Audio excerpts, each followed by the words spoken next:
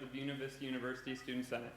I'm joined by Matt Miners, representative of the BVU College Republicans, and Sarah Huddleston, representative of the BVU College Democrats. Please rise and join us in saying the Pledge of Allegiance.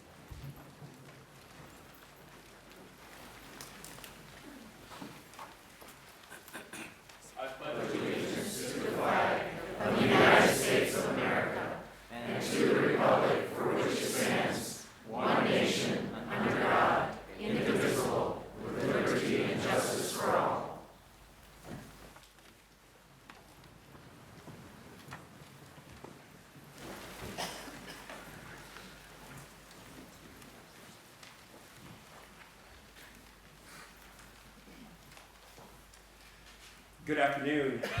I'm Bradley Best, and I welcome you to the campus of Buena Vista University and to this event, Unite Iowa on Immigration. Today's event is the culmination of the work of a very large number of organizers, planners, and participants, and it is presented to you in the spirit of civil, respectful dialogue on one of the country's most pressing social issues. Furthermore, the Unite Iowa project is dedicated to elevating substantive policy discussion above partisanship and presenting the widest possible range of views and perspectives. Today, you'll hear from members of the business and faith communities, a college student and an activist, and a family policy advocate and National Republican Party committee member. Also joining the group today is an attorney with a practice focusing on immigration policy. You will also hear from two former state governors with lengthy records of public service. Each is seeking their party's nomination for the presidency. Part one of today's event involves a panel discussion moderated by Kyle Munson, founder of Unite Iowa, and columnist for the Des Moines Register, on the subject of immigration and closely related policy questions. In part two, presidential candidates will, individually and separately, join Kyle for a period of conversation. Each candidate's time in the spotlight will conclude with brief statements to the audience. In the final portion of today's event, each of our panelists and our moderator will be offered several minutes to comment on the ideas and viewpoints presented to you. We're grateful that professional interpretation services are provided to us, and excited to report that today's discussions are televised and live streamed to reach local, regional, and global audiences.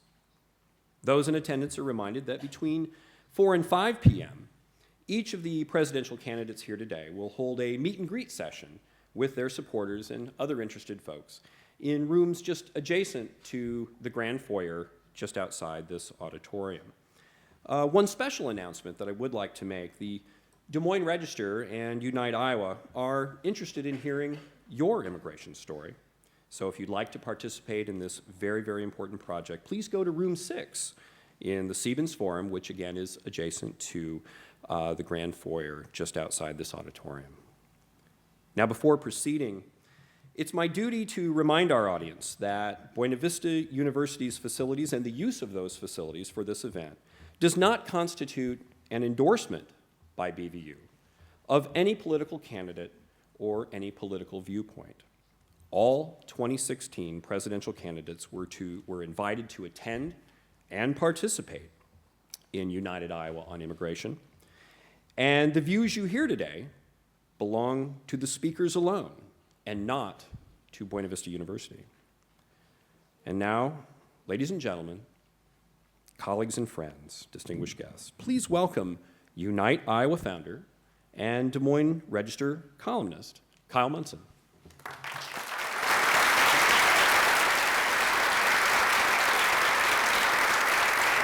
Thank you, Brad. Thank you, Brad. Thank you, Buena Vista University.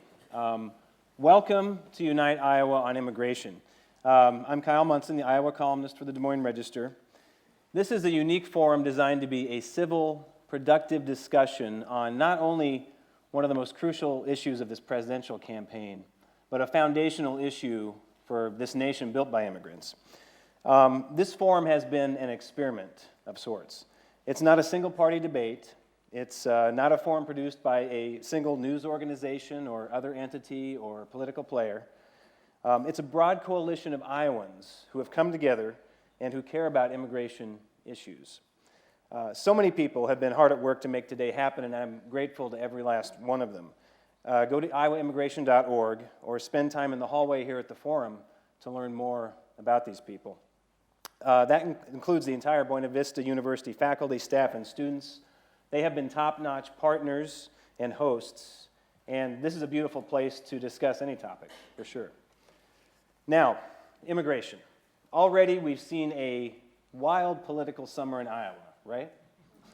The number one goal of this forum is to bring Iowans together for this conversation. I hope you had some time to mingle beforehand. You'll have another opportunity immediately after. A little bit later, as Brad said, we'll bring out two presidential candidates to the stage so that each in turn can talk about this important topic. First, Lincoln Chafee from Rhode Island, who has served as a mayor, governor, and a U.S. senator, will join us. Then Martin O'Malley, the former mayor of Baltimore and governor of Maryland, will take the stage with us. This chair right here. We invited all the presidential candidates to join, but first and foremost, at the core of this forum is a discussion among this panel of Iowans. We'll talk with the panel, bring out the presidential candidates, and then briefly return for their panel's concluding remarks. Also, remember that this forum is based on your questions. Those that registered had the opportunity to submit their questions and thoughts and ideas as part of the process, as the building blocks of this discussion here today. Now, before I introduce the panel, let me clarify just a couple of things. First, this is meant to be a bubble of civility, I guess. This isn't a place for signs or demonstrations or shouting over each other. I can't tolerate name-calling or mean-spirited attacks. We just want to honestly and directly confront the issues, not hurl insults at each other. That said, I realize that every last word choice in this immigration debate can be disputed and might cause offense. So I hope for the purposes of this talk that if we happen to use different immigration terminology, but maintain a respectful tone, that we can just move ahead without protest. I don't expect that we can agree on every last word today in this forum. Second, this panel was chosen to represent a range of views and experience on immigration. These fellow Iowans come from different backgrounds, disciplines, political views, you name it. There has been a last-minute substitution. Sam Clovis, a longtime conservative Republican from Northwest Iowa, as well as a military veteran and economics professor, agreed to join the panel as a strong proponent of rule of law immigration views. But then this week he was hired by Donald Trump's campaign. So on Thursday, Sam informed me that he must drop out of this forum and other events due to his new job. He was very apologetic. So in this place, we welcome Tamara Scott. Tamara has served in the public arena for decades. She currently serves as the Republican National Committee woman for Iowa. She lobbies in Washington, D.C., and in the Iowa State House as the state director of the nation's largest public policy women's organization, Concerned Women for America, and as a family advocate for the family leader. She also has served on a range of committees and is a regular host on radio and cable TV. Now, to introduce the rest of our distinguished panel today. Joe Crookham, to my far right here, is CEO of Musco Lighting, a global firm based in Oskaloosa with about 1,200 employees all around the globe in more than 50 countries with full-time operations in more than a dozen nations. The business that Crookham co-founded in 1976 now illuminates not only huge stadiums from here to Asia, but also has provided the lights for the Field of Dreams and a significant icon on this topic of immigration, the Statue of Liberty. Joe also has delayed his ritual trip to the Little League World Series to be here for the forum, and I very much appreciate that. I thank him. Monica Reyes was born in Mazatlan, Sinaloa, Mexico, and immigrated to the United States with her single mother and younger sister at the age of 3. She grew up in New Hampton, Iowa, and was the first Latino or Latina to graduate from New Hampton High School. She is an undocumented immigrant and has had the privilege, she says, of qualifying for DACA. She's currently a senior at the University of Northern Iowa and plans to graduate with a major in sociology and a minor in Spanish. She is the co-founder of Dream Iowa, Iowa's largest statewide immigration reform advocacy group led by Dreamers. Kim Hunter, immediately to my left, is a fellow Southwest Iowan. She's also an alumna of this university who maintains strong ties to the school. She earned her law degree at the University of Iowa and now works as an immigration attorney in the Twin Cities. Kim is a member of the American Immigration Lawyers Association and the National Immigration Project, as well is an active volunteer with the Advocates for Human Rights. She is a frequent presenter on immigration panels at continuing legal education seminars. Sandra Sanchez is a naturalized citizen from Mexico who moved to Des Moines in 1991. Within a few months, she began volunteering at Des Moines Public Schools and later was hired by the district. In 1995, she became the American Friends Service Committee Immigrants Voice Program Director. She's a Board of Immigration Appeals accredited representative to many low-income immigrants and refugees. She also describes herself as an activist, advocate, and community organizer of Latinos and other immigrants. To my far left, the Reverend Charles Valenti Hine is senior pastor at Lakeside Presbyterian Church here in Storm Lake. He was born and raised in Milwaukee and moved here 5 years ago. He calls Storm Lake both the smallest and the most diverse community he has ever lived in. He and his church have been developing a new multicultural center in Storm Lake called Our Place, a meeting place for all the cultures here in town, Laotian, South Sudanese, and other populations, as well as Latinos. So thank you to all of you panelists for being here today for this discussion. So enough of the intro, let's talk. Maybe I'll start with you, Monica. One question that people had is, in a lot of different ways, just what does immigration reform even mean to you? Well, for me, and I think for my family and a lot of the undocumented immigrants here in the United States, specifically even in Iowa, what immigration reform means is protection, dignity, and respect for our community. You know, we have lived here for many, many years. We're well established here in the United States, here in Iowa, and this is our community. This is our home. And we just want to have a legal document that says that we are, that recognizes us as part of this country. What would be a way, Reverend, what does immigration reform mean to you when people ask you for your opinion? Well, as I look at the campaign as it's going to unfold and the issue in general, I see a lot of talk about religious issues. And that will generally be a litmus that has to do really with home and personal issues. And yet, I look at Scripture, I look at my traditions, and not just my scriptures, the scriptures of the Jewish faith, the scriptures of Islam, and all of them would agree that the way that you treat the stranger or the foreigner in your land is of the utmost importance when it comes to whether or not you are living as a child of God. You know, in Hebrew scripture, it's clear. You must welcome the immigrant because your father was a foreigner in this land. And Jesus, very significant story about the final judgment when there are going to be sheep and goats. And who's who? I was a stranger, and you welcomed me. So to me, this is core religious issue. It's a moral issue, how we treat and receive the stranger, the foreigner in our midst. Something that also stymies people, you talk about, it becomes a moral issue, it becomes an issue in so many different ways, but what sort of immigration reform or enforcement or any kind of change in the way of the status quo, how can we satisfy both conservative and liberal activists on this issue? Where is the consensus? Joe, would you like to? Or Son, go ahead. I think that one of the reasons that there's not been consensus lately, there was at some point when President George W. Bush was as president, he was proponent of immigration reform. And I want to emphasize that he was saying immigration reform. He was not talking about amnesty because a lot of people are confusing one term with another. When we are talking about immigration reform, it's like we are considering, yes, providing some penalties for people who cross the border illegally or whose visas expire and stay here. But also, they have to pass a number of requirements in order to gain that legal status. I think that that is not only feasible, but that would be a common sense solution, while at the same time, I can say that the border at this moment in time is more secure than ever in its entire history.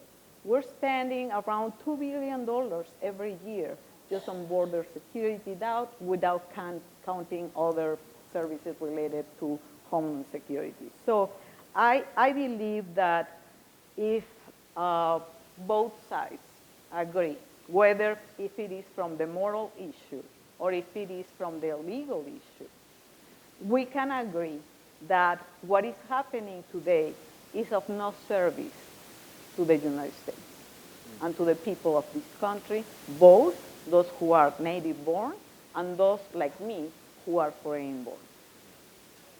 Does that, Tamara, how does that resonate with you, the status quo and where things stand now and some of what Sandra is saying? Well, I appreciate what she said. First off, I don't think that it's necessarily liberal or conservatives on one side of this issue or several other issues. I work with people who identify themselves as liberals, as progressives on a variety of issues, and often we're on the same side of the issue, just depending on what that issue is. I did appreciate what she was talking about. Reform, you know, years back, if you remember, phone calls went out when they were discussing immigration, and it broke down the switchboard in the Capitol, U.S. Capitol. And it wasn't that the immigration system was broken at that point. It was that it was not being upheld. The laws were not being upheld. And it's unfair, as a Christian nation, it's unfair to entice people into a situation where they're not sure what the laws are or what's going to happen. We should be clear. We should have clear and concise policy so that everybody knows what that is. Do we need at this point to review and to possibly do some reform? I don't think it should take 10 to 12 years for someone to legally come through this country, and it shouldn't depend on what kind of money you can raise to come to this country. But there needs to be, I agree, there needs to be a process in place. Even coming into this building today, there was a process in place for our safety, for our security. There is a process, but the process is not working, and it's not fair. It hasn't been upheld, is what many people would tell you. It hasn't been enforced. There's not been clarity. When I found out I was coming yesterday, I did some quick reading. And I'm like cramming for a test again. From the other countries, they're talking about the confusion of whether children will be deported or not, and that's creating a rush of children. This past 2 years, we've had an increase in unaccompanied children, unaccompanied girls, and it's putting those girls at risk. I also work in human trafficking. We have a huge issue on our border with people being kidnapped, with people being put into trafficking, prostitution, families being separated. As a Christian nation, we're better than that. But are you aware that that was a problem created by the policies on immigration law that took place in 1996, that created the current 11 million of unauthorized immigrants? Because it wasn't happening before. It happened after that legislation, which in our opinion was very draconian, that it created the situation that we are in now, in which people cannot freely move back and forth between countries. I was going to bring unless you want to respond, I was going to bring the immigration attorney into the discussion too. Well, that might be a good point to bring her Well, in. I was just going to ask you, Kim. So we're kind of discussing some of the points of immigration law. Where do you see clarity and muddiness in this and the original mistake? Yeah, so the original mistake, the original sin of immigration, I think, is per country quotas is one of them. So, I mean, there are actually problems I think that are much deeper that go far back earlier than 1996. Right. So there are quotas depending upon your country of nationality, both for family visas and for employment-based visas. And one of the things that's also hurting us greatly as a country, I would submit, are the quotas on even highly skilled immigrants. So there are quotas that are very restrictive for Chinese, Indian, nationals in particular, where you can come in here with a master's degree from China, and it may take you 7 or 8 years to get a green card in the United States, which is your legal path to citizenship. So, I mean, I think the quotas are a problem. I think there's definitely blowback to any decision. The 1996 law did, prior to that, and some of the punishments that were created, people did come and go. In my opinion, one way to solve that actually would be an actual working temporary worker program. I know that historically temporary worker programs have had a very bad reputation and have not been done well.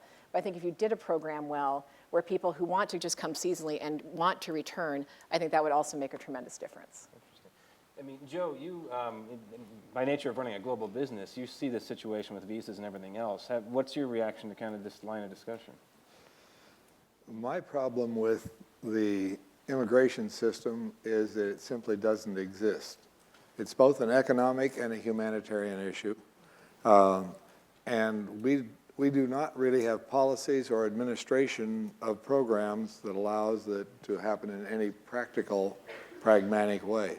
For example, we recently had a situation where with the new LED technology that's coming in, we had 2 of our team members that are in 2 different countries that we needed to bring in for a year of training to learn about it to be able to move on, both younger people.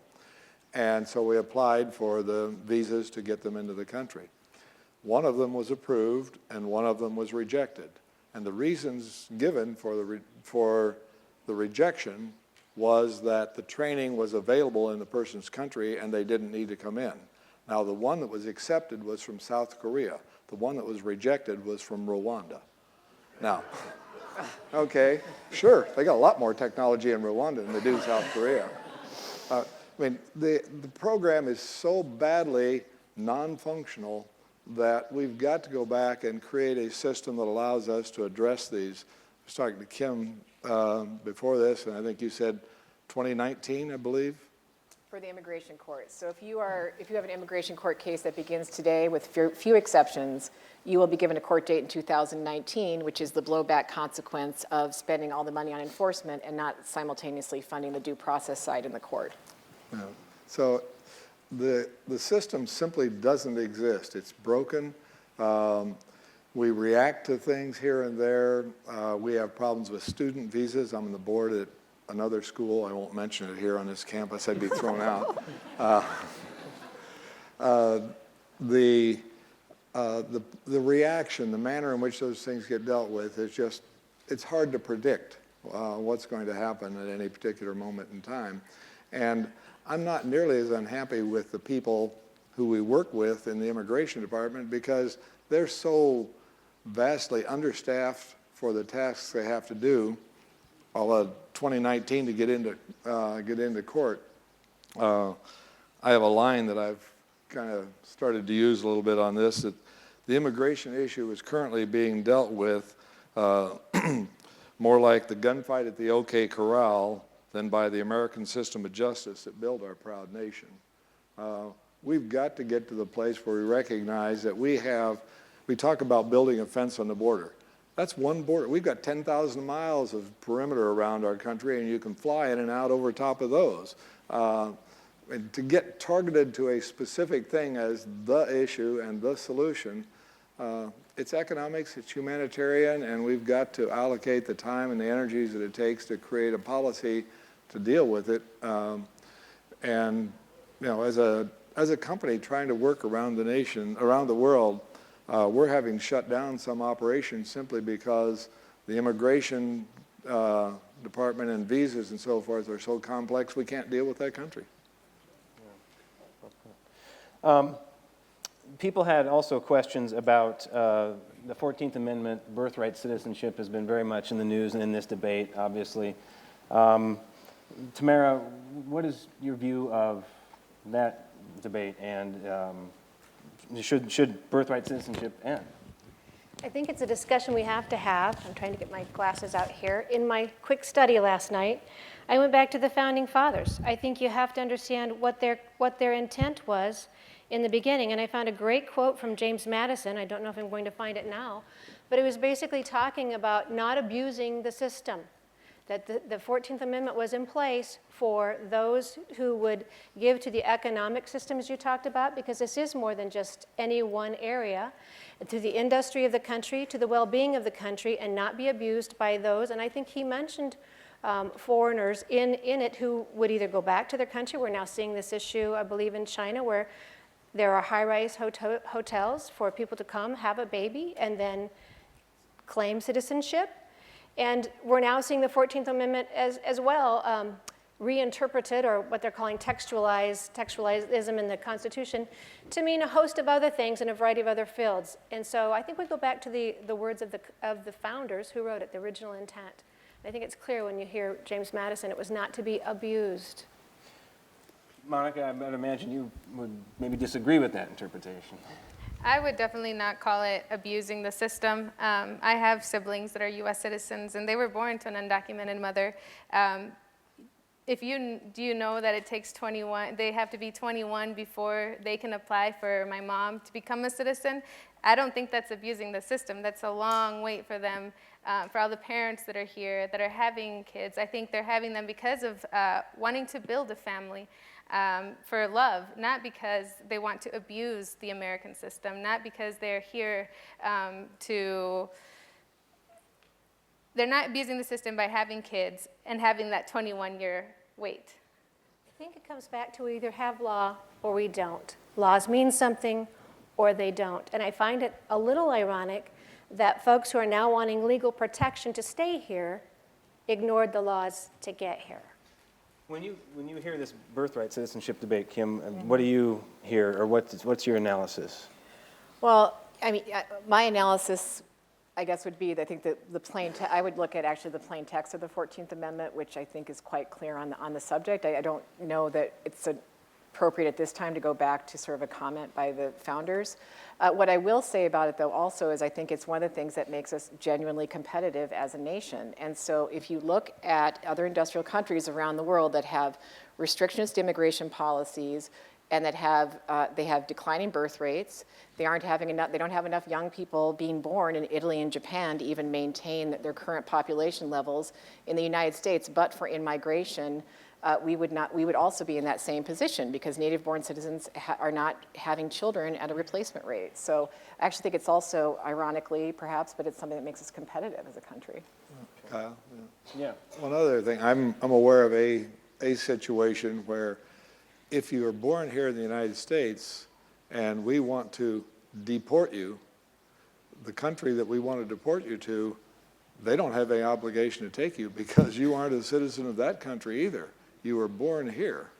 And so you can end up, I know of a person who's actually in the situation that they're trying to deport them, the country they're trying to deport them to won't accept them, and they're sitting in jail because they haven't got a country. So none of these things, I keep going back to this gunfight at the OK Corral. It's like there's this one pivotal issue, and it can't be settled that way.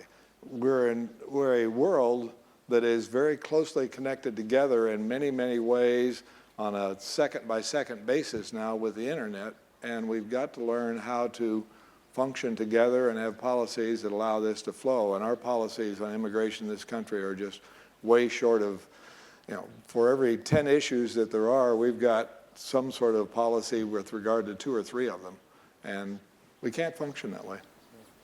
Kyle, you started by asking, how can we get the different perspectives on a single page? And I think this is a great example because I think what's happening really is that we're having 2 different conversations past each other. And we're answering with each other's questions. I'm pretty sure that Monica would not say that she does not believe in law and order. I'm also fairly certain that you believe fairly strongly in family. And yet you're using the words of law and order and family in order to undermine each other's arguments. I don't think we're yet on the same page, and that's why we're not having an effective conversation. Well, that's a good point, Reverend. There were some people, some of the people who submitted questions were interested in how do we combat the xenophobic, hate-filled, demagogic rhetoric expressed by some politicians and broadcasters with a voice of reason, civility, tolerance, and diversity. And then on the other hand, you have, but some people would say that they feel they're painted with a broad brush. Many on the right wonder why can't they talk about border security and a preference for legal immigration without being demonized. You're right. So how do we bring these together? Maybe we begin by seeing each other as people. And that's key.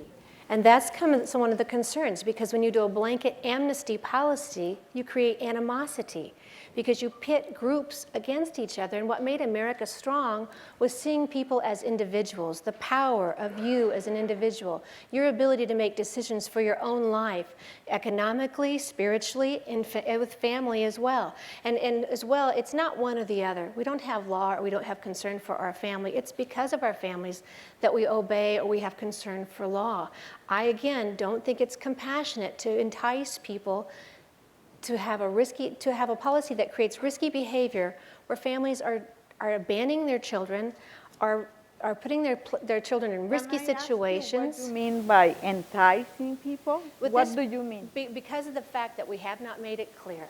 If you have a teacher in a classroom who will not uphold the rules of the classroom, it gets out of line very, very quickly. And at some point, she's going to have to, quote, lay down the law. She's going to have to regain control of the classroom.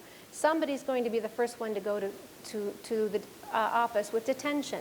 It's going to be unfair because it hasn't been upheld, but she's going to have to do that to regain some type of order. We don't want a country where there's no order, where there's chaos. So do I you don't mean, think Monica is asking for a country in which there is no law or order. I don't know any position that is requesting blanket amnesty. But you're wanting to pay attention to some laws and not other laws. No. I believe that what we are saying is that the current immigration law and system, whatever way you want to see it or call it, is not working for anyone. It's not working for people who are committed and really want to come here legally, and neither for those who have been forced or displaced by different circumstances out of their control to come to this country looking for a safe haven. I believe that the moral issue here is that we as a nation, it's a nation that has been actually enforcing human rights and putting in place certain restrictions to other countries because of violations of human rights.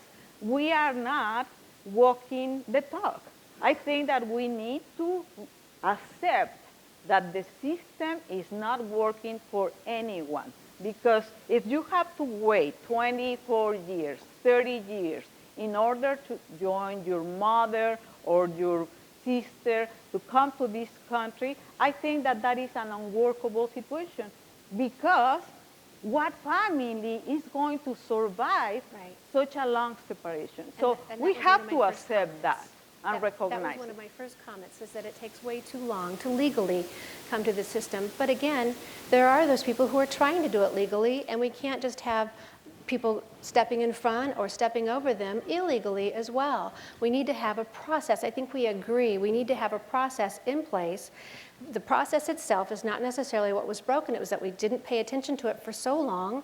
And you mentioned the 1996, but I would say it goes back further than that. For years, I agree.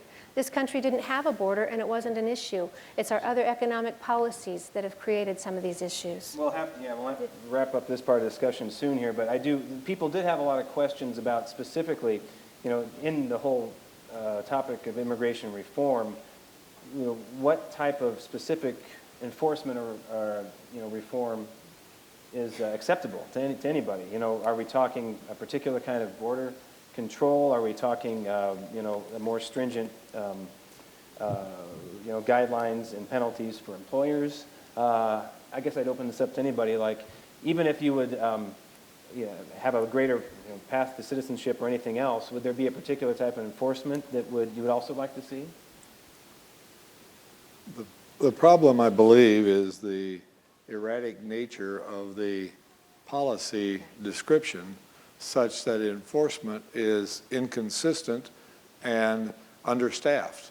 If you don't have enough people to sit down and consider the issues, and you don't have any way of creating any consistency, and you don't have policies that define all the kinds of situations that can develop, and there's no way to get those things resolved, everybody's going to have to go out and invent their own solution, and then you have people yelling they don't like that going on, and somebody's yelling about that. And the things that people are getting emotional about there may be some legitimate basis for their concerns about that, but there's no answer to how to deal with it. And so you've got people that, I know of a person who came here on political asylum. The husband was trying to get more democracy in the country, fought for a campaign for a president on that. The president got defeated. His candidate got defeated. The next morning, he was found on the street with a bullet through his head, and she fled the country and got political asylum. 18 years our system kicked around the question of that. One day she was at work. She paid taxes. She owned a home. She had a child here. 18 years. One day she's at work. ICE shows up, picks her up, and 36 hours later, she's back in the country she originated from. Now, how can a system take 18 years and then all of a sudden say, well, the political asylum you were concerned about 18 years doesn't exist anymore, so you're gone. And she's got a daughter here in this country.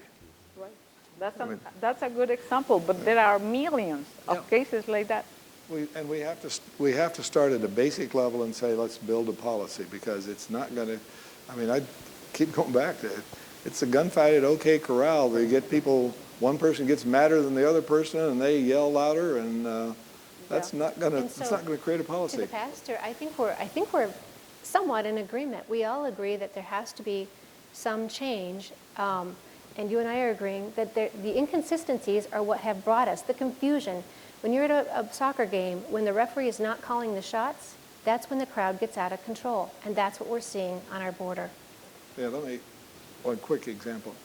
If a person robbed a bank and you couldn't put them on trial until 2019, people would be terribly indignant about Good that. example. Good example. That said, it's also important to be sensitive to, it's not really the same thing to rob a bank and as a 5-year-old to make your way to this country with your mother. No. There's a different moral culpability. Yeah, but I'm saying there are people that do illegal things with regard to immigration, and they need to be dealt with. But they get put in the same basket with the 5-year-old that comes here, and I mean, with Mike sitting here. Or a mother who is fleeing kidnappings and threats, and I mean real threats, and who is fleeing for safety to take care of her children. So I agree. The system is not working. I think that we agree on that. The how to fix it is where we don't find that consensus. We have agreement. Now it's time to transition, and we're going to invite our first presidential candidate to the stage, Lincoln Chafee.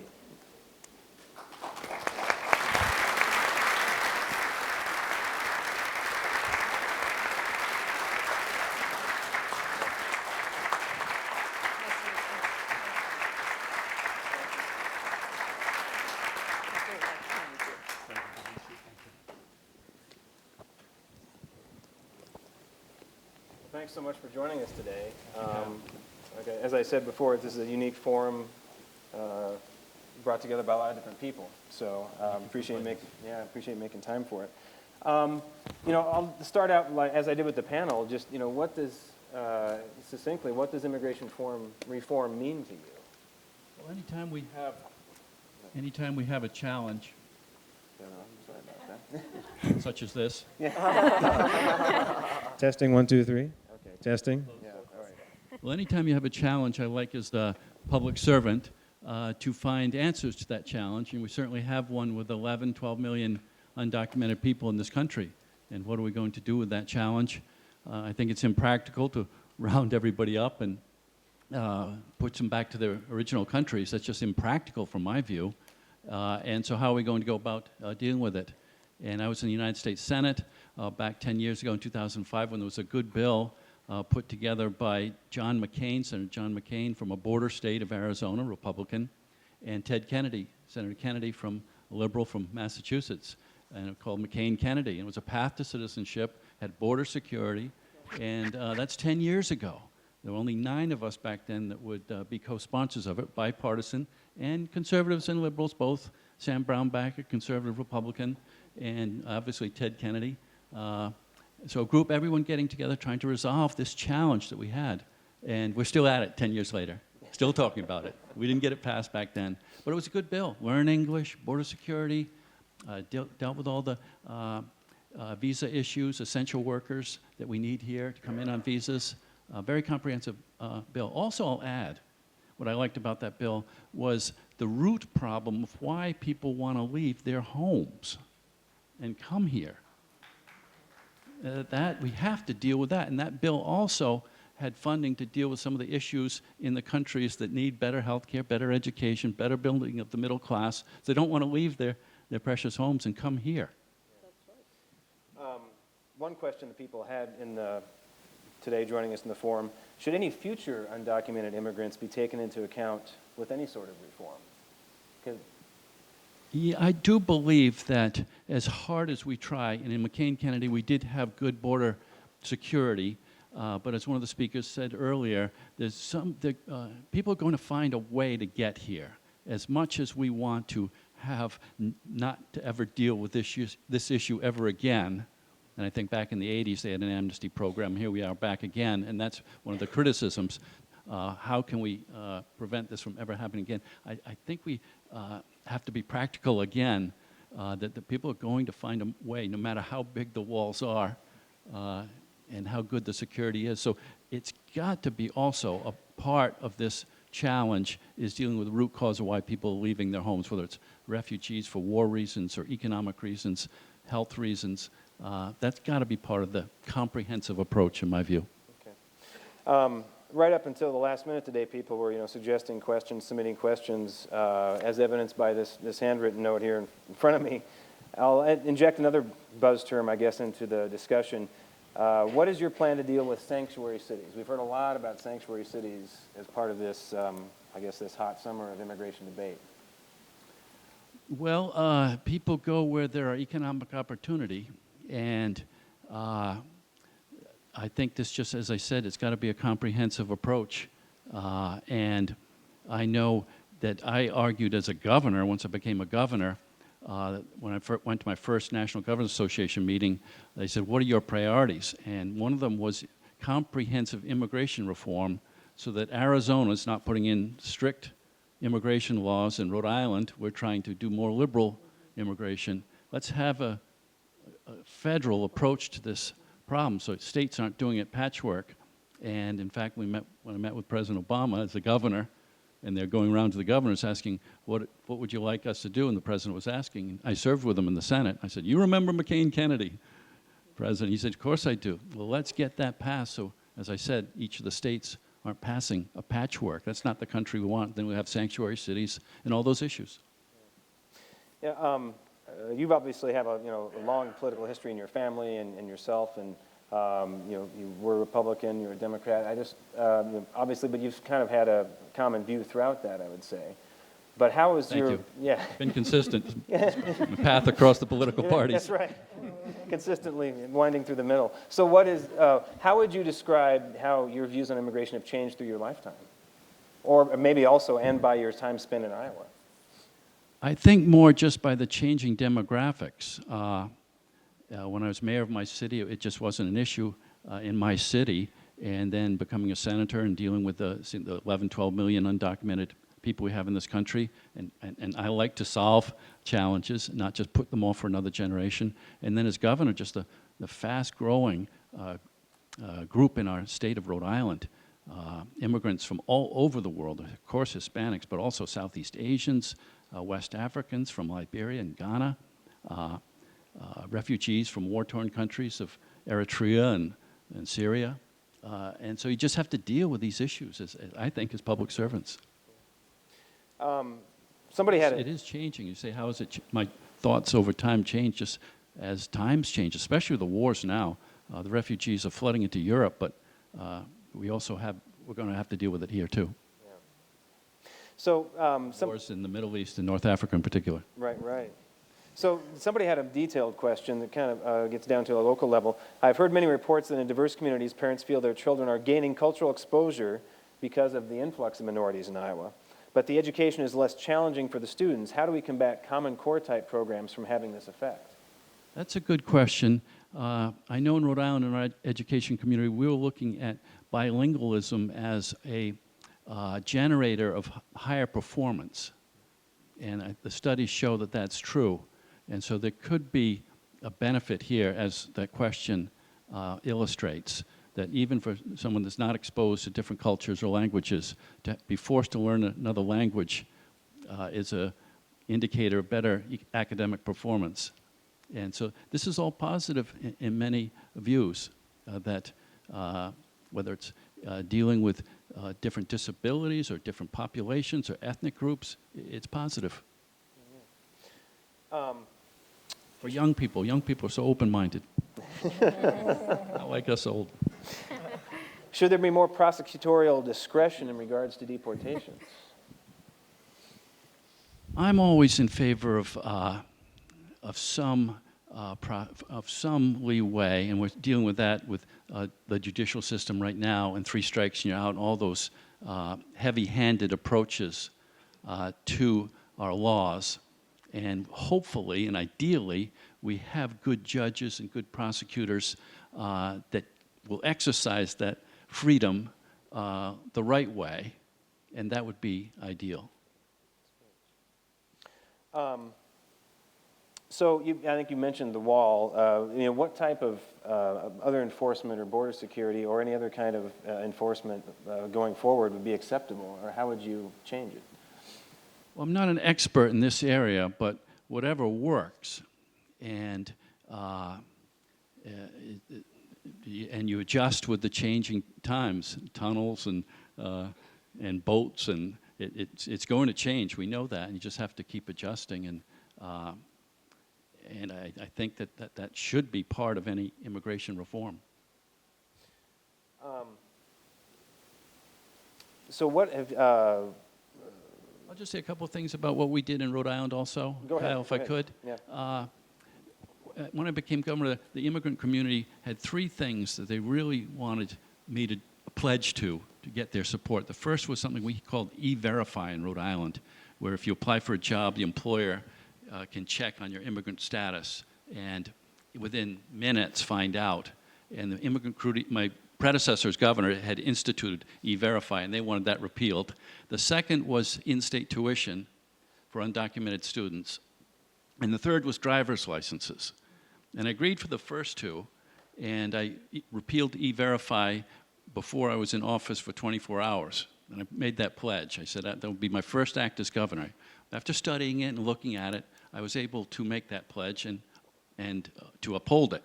Before I was in office, before 24 hours was up, we had a ceremony, a great ceremony of repealing E-Verify. Getting in-state tuition, which to me made so much sense. These students are here. They have to obviously finish high school to then go to our state institutions of higher education, and previously they had to pay out-of-state tuition, so it's almost an incentive not to finish high school. I'm not going to be able to afford to go to URI or Rhode Island College. I'll just drop out and go to the body shop and get a job, or somewhere and just get a job. So it's an incentive to finish high school, but how hard it was to get that passed.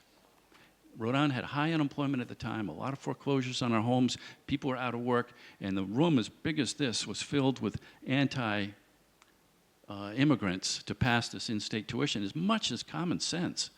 Get our students to finish high school and get an education, contribute to society. They're here. Luckily, a room as big as this was on the other side of the auditorium in favor. But that's what it was like. It was very, very contentious. We got it passed, and of course, it's been great for Rhode Island. The third one Utah's been leading the way of all the red states on giving licenses to undocumented people. And they have a 2-tier, which you might say, well, then automatically when you're stopped, you know you're illegal because you're showing the 2nd-tier license. But they've worked it out in Utah, and some other states are looking at it. Before I left office, I wasn't able to do that. But those were the 3 big issues that were current back in I just finished my term in January for the last 4 years. Why not force employers to strict hiring guidelines and provide strong penalties for hiring illegal immigrants? Well, that was kind of E-Verify, and there got to be a system. I've heard you talk before I took my place here about a system, and yes, I do think if you're hiring illegal, there's got to be some repercussions. But at the same time, I'm arguing to fix the system, because you do want a level playing field, someone that's abiding by the rules and someone that isn't. Let's fix it, is my view. Can I say something about Sure. that? And this is from experience, and I am speaking my personal experience and experience of family members. Because we happen, and this would impact not only immigrants or those who have an accent, like me, even though now I am a citizen, but particularly women in general, because we tend to change our last names if we get married or if we get divorced or if we want to hyphenate our last name. And to me, it has been a constant problem that just because I have a hyphenated name, in some places I am shown as unknown person. In other places, I am shown as a citizen. In other places, I am shown as a legal permanent resident. And in other places, I don't exist. So if I was to change from my current job to another job, and that employer will use E-Verify, I would not be hired. My sister, it took her 6 months to fix the problem because in one document they had the dash, in the other document it didn't have the dash. For my son has been a citizen since 1997 or 98. When he moved from Des Moines to Phoenix, Arizona, it took him 8 months to get employed. Do you know why? Because no employer, they were all using E-Verify. It was the law in that state already. But no employer told him what was the problem. Finally, one decent employer told him, do you know what? The problem is that in the system you're showing here as a legal permanent resident, and in your application you put that you're a citizen. And he said, sir, I am a citizen. I can bring you my U.S. passport tomorrow. And he brought it in, and he said, okay, now can you hire me? And he said, no, because to us, you lie in your application. But I am showing you that I didn't lie. So he said, you know, get it fixed. Yes. Do you know how long it took him to get it fixed? Another 8 months. So he ended up being into debt because he was unemployed for a total of 16 months. Is that something that is fair? Or that's why we want to fix it. That's why workable? we're all sitting here, to fix this to the best of our ability. This shouldn't happen. One more question here, Governor. Latin American policy has been largely ignored over the past 16 years due to our engagements in the Middle East. This has led to many countries fighting the war on drugs by themselves and losing trust with the USA. What will your drug war policy look like regarding Latin America, primarily in countries like Honduras, Mexico, Colombia, and elsewhere? Yeah, this is very important. You talk about refugees fleeing the drug wars. And my view is that we have to address this somehow internationally, start with our hemisphere, but it's really an international issue. And the United Nations is stepping up. I think they're having a big conference on this in the spring of this coming year in 2016, and that's just what we should be doing. All the countries getting together, the providers and the users, and trying to, it permeates every level of government. And corrupts it. It corrupts obviously the law enforcement. It corrupts, gets so much money in it. It corrupts the banking system. It corrupts the judicial system, the judges. There's just so much money. And then the violence that's associated. I know Uruguay is leading the way on legalization and taxing and regulating, and Colorado here in this country and state of Washington. These are all interesting, positive experiments, in my view, because this is really bad out there. Refugees fleeing, it's a part of our immigration problem. As I said, the instability of these countries racked by this problem. So again, as controversial it might be, I think we have to think out of the box on this. And the United Nations and everybody coming together is the way to do it. Well, I want to give you a time just for like any kind of final, statement you'd like to make, and maybe to put a little bit of a finer point on it. I'm sure the audience just might be wondering, why would you be uniquely qualified to kind of tackle the issue of immigration versus any candidate of any party? Why look to you versus another? Well, thank you, Kyle, and thank you, everybody, for coming on a Saturday. BVU is a great university. It's beautiful here in Storm Lake, and you're great philanthropists that went up to Alberta, Canada, made a ton of money, and chose this place to give it the highest per capita. You think of all those great Eastern universities. You guys here led the country with getting that philanthropic donations. So, and also the panel. It's been great listening to you prior to my coming on. My view is that back in 2005, 10 years ago, there were only 9 of us that wanted to tackle this challenge, and I was one of the 9. And so I'm interested in it. I care about it. I like to solve problems, and this is a controversial one. We all know that, but that doesn't deter me from taking on real issues that we can't sweep under the rug and pass on to the next generation. That's why I'm in public service. And so I'm proud of that, and proud of what we did, as I shared with you, on repealing E-Verify and getting in-state tuition passed. That wasn't easy, trying to deal with the driver's licenses. So it's a real issue, and that's why I'm running for president. I want to see future generations deal with other issues. Let's solve this one and do the best we can. And also, I'm one of the candidates, Republican and Democrat, are talking about ending the wars. I grew up in the Vietnam era, and I voted against the Iraq War, but now we just see what turning into endless conflict, spreading across not only the Middle East, across North Africa, Libya, and Boko Haram into Nigeria, and I want to end them. I'll get together with the other countries. The refugees, this is a big problem. These refugees are coming into Europe. Mark my words, when you see this flood of human beings and the desperation, what also happens, not only a humanitarian issue, but the right-wing reactionary political parties are going to spring up in these countries, and that's not good. We only see it a little bit here in this country. Thank you so much. Thank you. Thank you.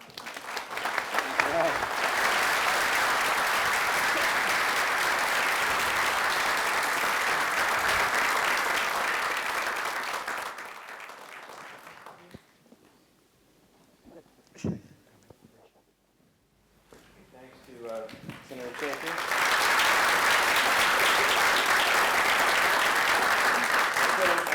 We'll keep rolling, and we will welcome Governor O'Malley to the stage now, please.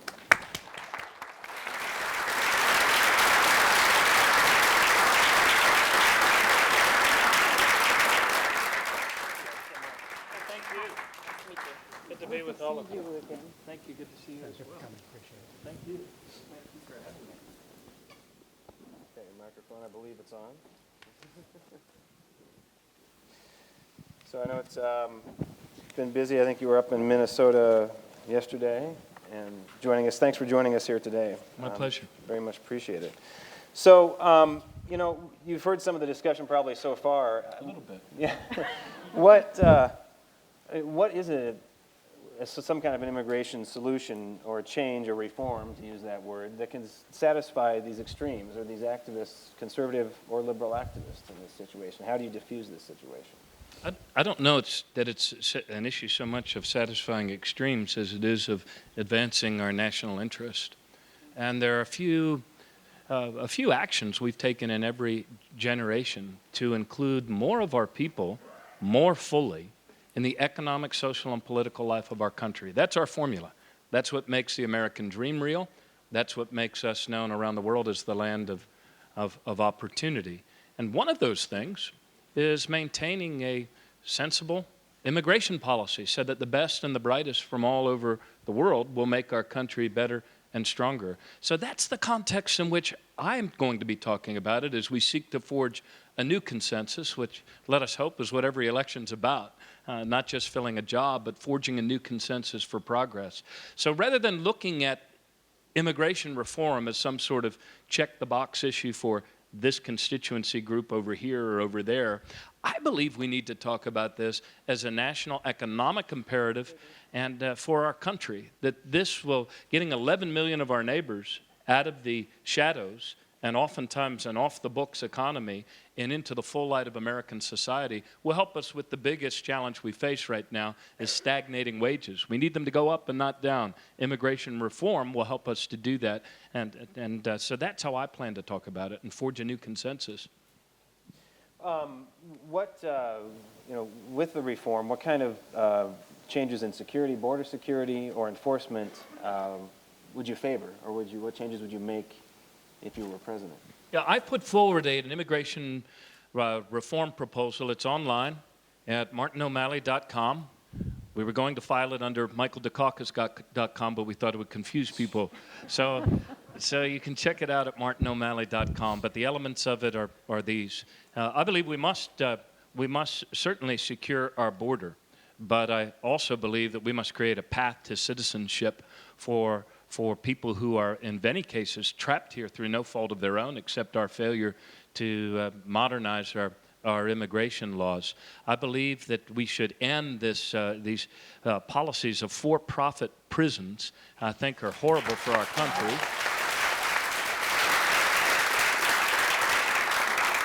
And I believe that the things that when it comes to protecting public safety, yes, that is one imperative. But equal with public safety is keeping families together wherever we can. That's what makes our country stronger. So I believe that, I plan as president to extend executive action even further than President Obama has to cover more people who are already here in our country. The notion of self-deportations is a fanciful fiction. And look, we need to upgrade our immigration policies, provide a path to citizenship, stop interning women and children and families behind chain link fence and barbed wire. The enduring symbol of our country is the Statue of Liberty, not chain link fence and barbed wire. And we need to act like Americans.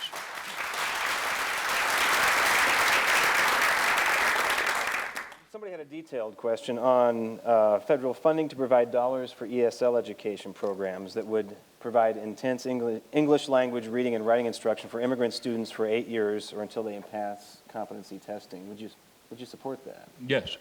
Okay, easy enough. Yeah, and I was mayor of Baltimore before I was governor of Maryland for 8 years, and one of the more, I think there's a lot we can learn from history. In our case, we received more immigrants in sort of the late 1800s than any other city in America with the exception of New York.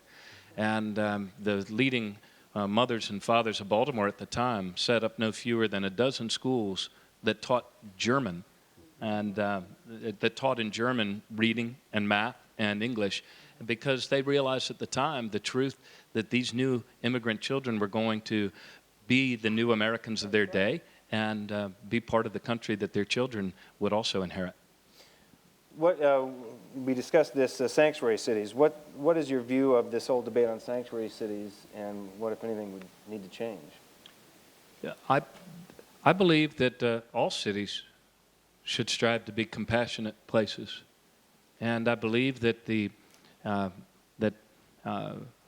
label that's created of sanctuary cities is an effort to try to malign that which all good mayors understand as part of their job, which is to create an environment where people can live in a city and with openness and freedom and acceptance. And I think the real problem here is the dysfunction at ICE, where there seems to be only two speeds with ICE, on and off.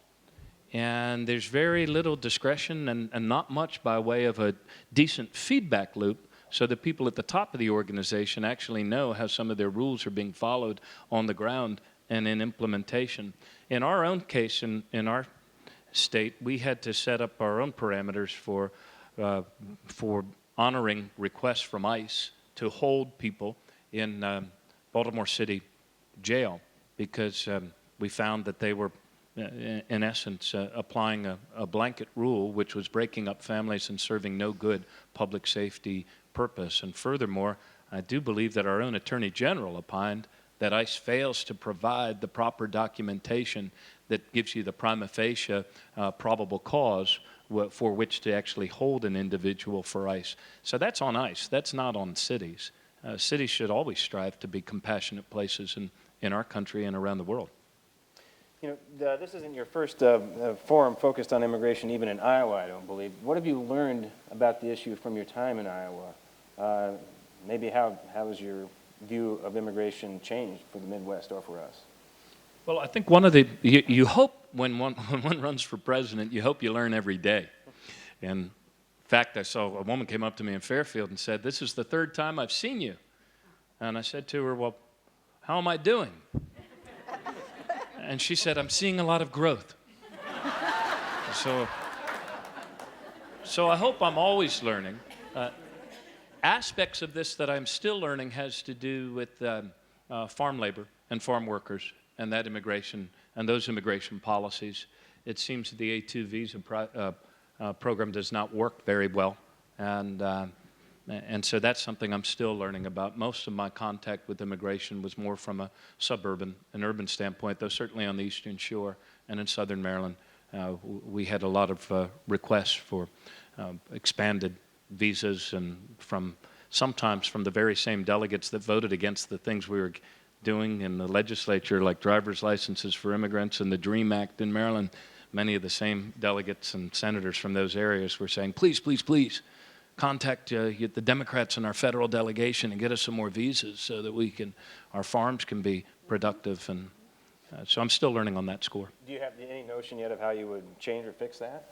Well, I think overall, look, we need to create a path to citizenship for so many of those that are trapped in a dysfunctional immigration process. I also believe that we need to set up an independent office to review our immigration laws and so that they actually respond to and correspond with the market realities and the demand for labor and the types of labor, instead of just leaving this to be a political football kick back and forth in a rather unrepresentative House of Representatives. We need an office that says, this is what the facts are, these are what the numbers tell us, this is how many visas we should have for these purposes. Can I ask you a question? Sure. What kind of representatives would have this independent entity? Because oftentimes it has happened before that an independent body of experts was gathered together and came up with some policies and some recommendations. And unfortunately, it didn't work. And the reason, in my belief, that didn't work was because it wasn't enough diversity in that entity, representing different points of views and different experiences. And civil society certainly was not represented there. So what kind of diversity or what kind of representation would you have in such an entity? Well, inherent in your question is, I think, some great answers. I haven't fleshed out exactly what it would be. I envision it being an office in the executive branch, but having an inclusive and diverse board that also includes business leaders on it, I think could give it a lot more credibility. And not only business leaders, but real people, family members, parents, right. Educators, physicians, Yeah, I mean, I think well, business leaders are real people too. That's right. That's right.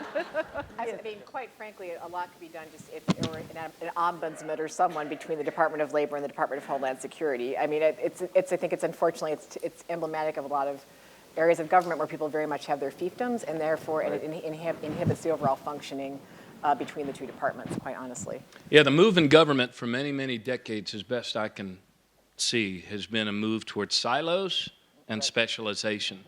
But in order to make progress in our age, I've found that the greatest progress comes from making sure that you bring people together and making sure that everybody's operating from the same awareness of what the numbers truly are, so that we can better coordinate and cooperate and communicate on natural acts in government between non-consenting adults, typically. Well, one more question before we wrap up this portion, and I'll give you a chance for closing remarks, too. Already? Yeah. Wow. Do you think NAFTA and CAFTA affected immigration, and should foreign policy include helping the economies of Mexico and Central America? The first part of your question was, did NAFTA and CAFTA Affect immigration, yeah. Yeah, I think it did. I think it created a lot of displacement. I think we need to learn from the mistakes of our past. There were a lot of good intentions with NAFTA, but we're all given big promises, and instead what we got were closed factories and empty pockets. And it caused a lot of dislocation south of the border in Mexico, a lot of farmers moving off of sustainable family farming and moving to cities, and that has created all sorts of hardship within the Americas. So I'm opposed to the Trans-Pacific Partnership. I believe it's a bad... In fact, I'm generally opposed to any secret trade negotiated deals that Congress has to vote on before we're allowed to read them. I think that's un-American per se. So I believe that we need to be about creating a sustainable national economy, mindful of the circulatory nature of a functioning economy where we produce what we consume and we produce it here. Trade's good. We can trade all around the world. We need to. There's emerging markets, and thank goodness, because of the cause that we lead in this world of a rising global middle class. There are growing middle class in China and India and other places. We should trade. We can trade. I've led trade delegations all over the country. But I think we need to be mindful first and foremost, in order to have an effective, engaged, and collaborative foreign policy. That all depends on making ourselves stronger here at home, in our own economy. And that's what I believe is the foundation of our credibility in the world, as well as our ability to actually fund a new national security strategy that's better at identifying threats before we're backed into a corner where it seems to be military options only at our disposal. So I don't know if that answered the helping the economies of Mexico and Central America. I laid out a talk to the Truman Project about 5 weeks ago in our nation's capital. These were veterans returning from Iraq and Afghanistan, and the title of that speech was called America's Role in the World. And it talks about the interconnectedness of making ourselves stronger at home with a foreign policy that's more collaborative and engaged, especially within our own hemisphere first, which we often ignore to our peril, and a new national security strategy that identifies threats, whether it's pandemic or tensions in the South China Sea or other places, and takes action to reduce those threats before we're left with only military options. So I guess I'll give you a chance for final thoughts, and to just tell this audience, you've been tackling this immigration issue pretty hard in this phase of the campaign. I mean, you've been out there in front. But why, in a nutshell, would you be uniquely qualified to tackle this issue versus any of the other candidates? So this is my pitch time. Yeah, it's your pitch time. We laid out I believe that the best campaigns, the best candidacies are those that lead with ideas and offer ideas that serve our national interest. And that is the kind of campaign that I am running. And so we have put out by now 7 pretty detailed policy papers, and all of them are about rebuilding the truth of the American dream we share. The good news is our country's headed in a better direction than we were, certainly when we were on the brink of a Great Depression 10 years ago. We're now creating more jobs every month, 65 months in a row of positive job growth. But the hard truth of our times is that 70% of us are earning the same or less than we were 12 years ago. And that creates a very volatile and fear-filled environment. When you ask people all across America if they feel that they've enjoyed a better quality of life than their parents and grandparents, every hand goes up. If you ask people if they believe their children and grandchildren will enjoy a better quality of life, very, very few hands go up. People kind of look at their shoes. There's almost an unspeakable shame that we might be the last generation of Americans to give our kids a future with more opportunity rather than less. And it doesn't need to be this way. So among the goals, 15 strategic goals I've laid out for our country to get wages to go up again rather than down include not only making college more affordable and debt-free, not only eradicating childhood hunger. But one of those goals, and we also put out a plan on expanding Social Security, but one of those goals is comprehensive immigration reform. As 15 years of experience as an executive, I'm the only candidate in this race who has not only made progressive promises, but I've achieved things in order to achieve progressive results. In our own state, driver's licenses for new American immigrants. We also passed the DREAM Act. That's the state version of the DREAM Act in our state. And when our Republican brothers and sisters petitioned it to the ballot to try to kill it, we took that campaign to the people. We talked about the dignity of every individual and the full potential of every child, and we turned around what was a losing proposition at first. It was down, I think, 55-45, and we won that referendum with 58% of the vote once the question was called on Election Day. I believe that we are a good and a generous people. I believe that part of the formula for our success is not only the investments in our nation's infrastructure, educating our children in every generation at higher and better levels, a predictable and balanced rule of law, but also a sensible immigration policy. I kept a sign on my desk through all my 7 years as mayor of Baltimore and as governor, and it was from the late 1800s when my immigrant great-grandparents arrived here in this country. And the sign read, "No Irish need apply." And I always kept that there as a reminder that we are a nation of nations. We were all once strangers in a strange land. And it is one of the guiding truths and teachings of every great religion the world over, that we shall be hospitable to strangers. And that is why I parted even with my own party and my own president when the refugee kids from Central America were risking death in order to come here for refuge. And instead of treating them humanely, we were penning them up in internment camps. And we took more of those kids and placed them in foster homes in our state than in any other state on a per capita basis. And I believe that that is in keeping with the goodness of the American character and the generosity of the American character. And as leaders, if we speak to that goodness and that generosity, we can forge a new consensus. In all times when people are apprehensive about their economic future, it is easy for charlatans to scapegoat the other, people not like us, and the most recently arriving Americans. But that's not the future of our country.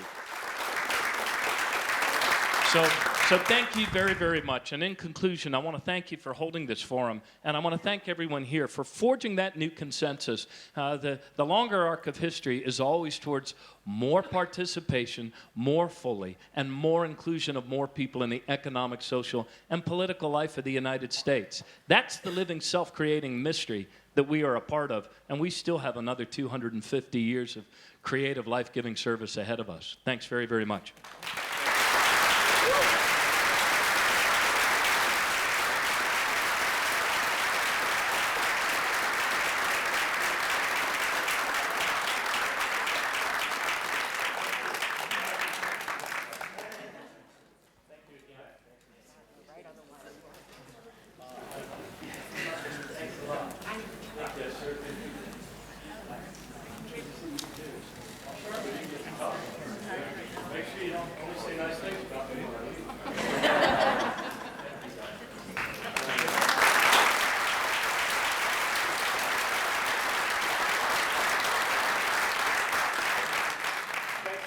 Candidates. Now we'll just do one final kind of reaction from the panel. I'll just go around the circle. And Joe, 30 seconds, final thoughts. First of all, thank you and Buena Vista for hosting this. I think it's important for us to have discussion about it. We as a nation believe in the right answers to this. We need to get a dialogue going where we get the issues on the table and then find methods of handling it. Thank you. I think that a lot of us here are ready to work together and fix this problem, fix our broken immigration system, and recognize, hopefully, the people like myself people that have been here for so long. I came here when I was 3 years old. I've grown up here. But then my mom, too, has been here for the same amount of time, and she loves Iowa. She loves the United States. She wants to be recognized as part of this country that she so dearly loves. And I think we need to not forget about those people and bring them out of the shadows. Tamara. What strengthens this nation is what made us strong in the very, very beginning. George Washington said, you know, it was impossible to rightly govern without God and the Bible. And a lot of those virtues you've heard today are those virtues that we see in our founding fathers that made this country great. What we're talking about is helping other people. You're seeing people come to this country because of the problems in their countries, the harm and the danger in their countries. And if we don't find ways to help them fix it there, they're all going to want to come here. And we know we can't just house everyone. There needs to be a way of order. And to have that order, to ask folks to do it in an orderly fashion, a lawful fashion, is not hateful.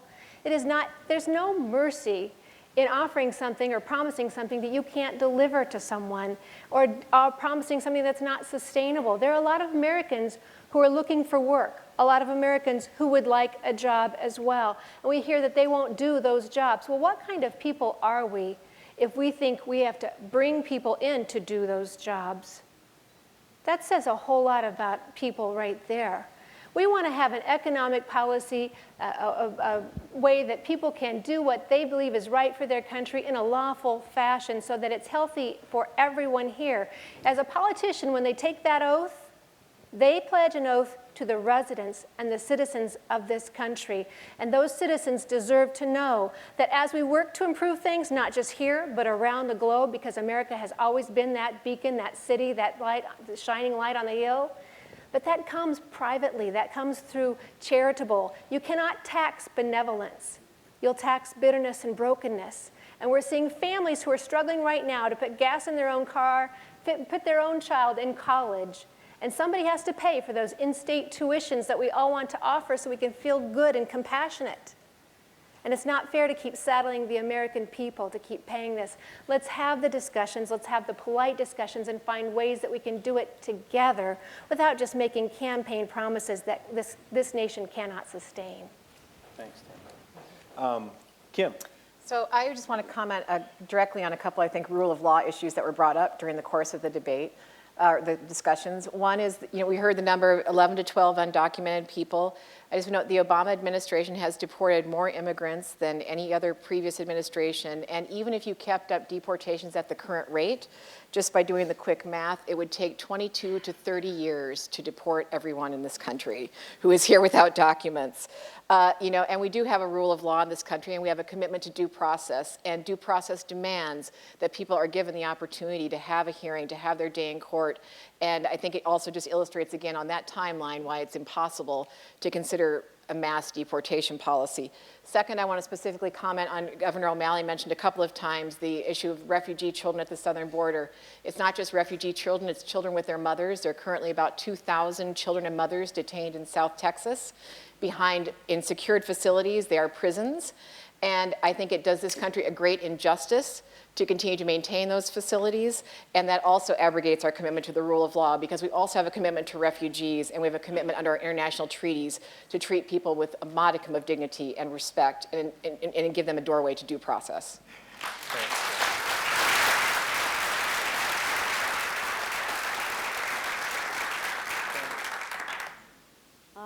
I just want to emphasize the fact that while this is a country of laws and that's what we want to continue having, we also have to recognize that from time to time we have to change the laws. We have to update them. We have to make them to be according to our current and modern realities, which is a global economy, and which the United States has been a leader in that school of global economies. And we also have to recognize that, sadly, due to certain policies, both domestic and foreign, the middle class in the United States has been disappearing, and so in other nations that are sending countries of immigrants. So if we want to address the issue at the root of disgust, we have to address the issue that has to do with economic and military policies of the United States that have produced displacement and have produced refugees not only in Latin America, but in the rest of the world. If we don't want people knocking on our door, we need to look at our own policies.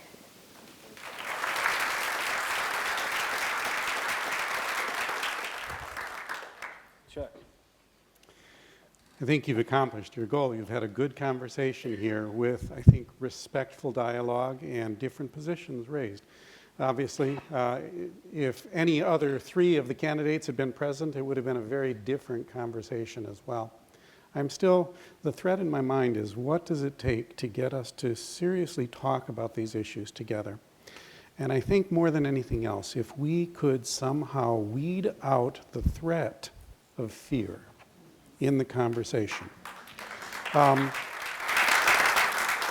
Look at the long arc of history and you'll see that some of the most disastrous things for humankind came as a result of the manipulation of fear. Hitler's rise in Germany all it was about was manipulating the fear of a particular people. The most momentous gains that have been made in human history have been made on the grounds of standing in the face of fear for justice and for mercy and for righteousness. When we set our sights on that, can we somehow find a way of, instead of using, the problem is we've discovered politically, fear works. People vote because they're afraid. Can we, as political voices, as leaders in our communities, simply covenant that we will not play on the fears of the issues. We will try to deal with the facts of the issues when it comes to immigration. Let's let the other define their position instead of defining it for them. And let's find ways of realizing that on core issues we agree. Thanks, Chuck. Well,